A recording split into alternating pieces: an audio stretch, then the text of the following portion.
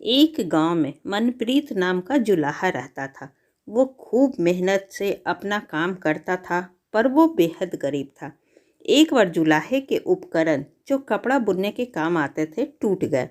जुलाहा चाहता था जल्द से जल्द उपकरण बन जाए ताकि उसका परिवार भूखा ना रहे, लेकिन उपकरणों को फिर बनाने के लिए लकड़ी की जरूरत थी।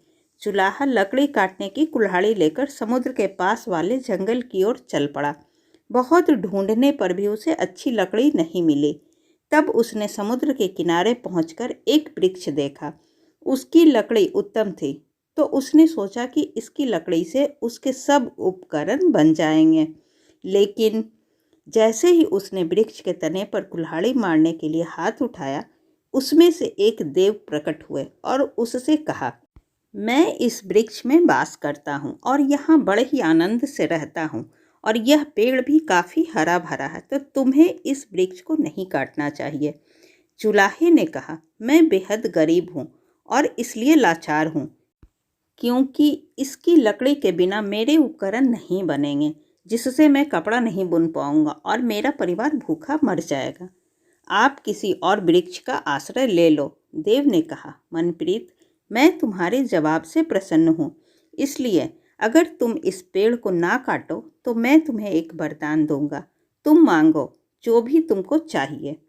मनप्रीत सोच में पड़ गया और बोला, मैं अभी घर जाकर अपनी पत्नी और मित्र से सलाह करता हूँ कि मुझे क्या वर मांगना चाहिए।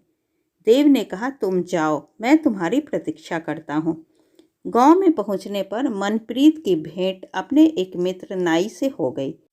उसने दोस्त को सारा किस्सा सुनाया और पूछा, मित्र, मैं तुमसे सलाह लेने ही आया हूँ कि मुझे क्या वरदान मांगना चाहिए। नाई ने कहा, क्यों न तुम देव से एक पूरा राज्य मांग लो। तुम वहाँ के राजा बन जाना और मैं तुम्हारा मंत्री बन जाऊंगा। जीवन में सुख ही सुख होगा। मनप्रीत को मित्र की सलाह अच्छी लगी, लेकिन उसने नाई से कहा कि मैं अपनी पत्नी से सलाह लेने के बाद ही वरदान का निश्चय करूंगा। मनप्रीत को नाई ने कहा कि मित्र, तुम्हारी पत्नी लोभी और स्वार्थी है। वो सिर्फ अपना भला और फायदा ही सोचेगी। मनप्रीत ने कहा, मित्र, जो भी हो, आखिर मेरी पत्नी है वो, तो उसकी सलाह भी जरूरी है। घर पहुंचकर वह पत्नी से बोला, जंगल में आज मुझे एक देव मिले हैं और वो मुझसे खुश होकर एक वरदान देना चाहते हैं। बदले में मुझे उस पेड़ को नहीं काटना है। नाई की सलाह है कि मैं राज्य मांग लूं और राजा बनकर सुखी जीवन व्यतीत करूं। तुम्हारी क्या सलाह है? पत्नी ने उत्तर दिया, राज्य शासन का काम इतना आसान नहीं है।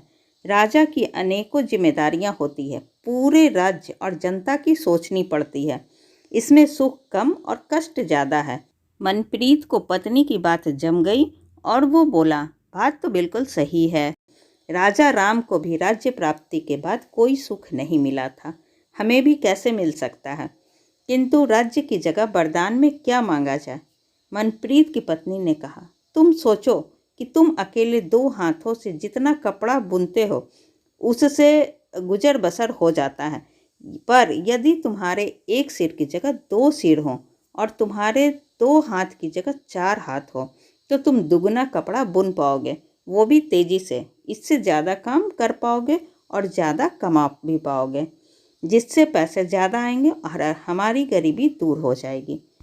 मनप्रीत को पत्नी की बात इतनी सही लगी कि वो वृक्ष के पास गया और देव से बोला, मैंने सोच लिया है। आप मुझे यह वर दो कि मेरे 2 सिर और 4 हाथ हो जाएं।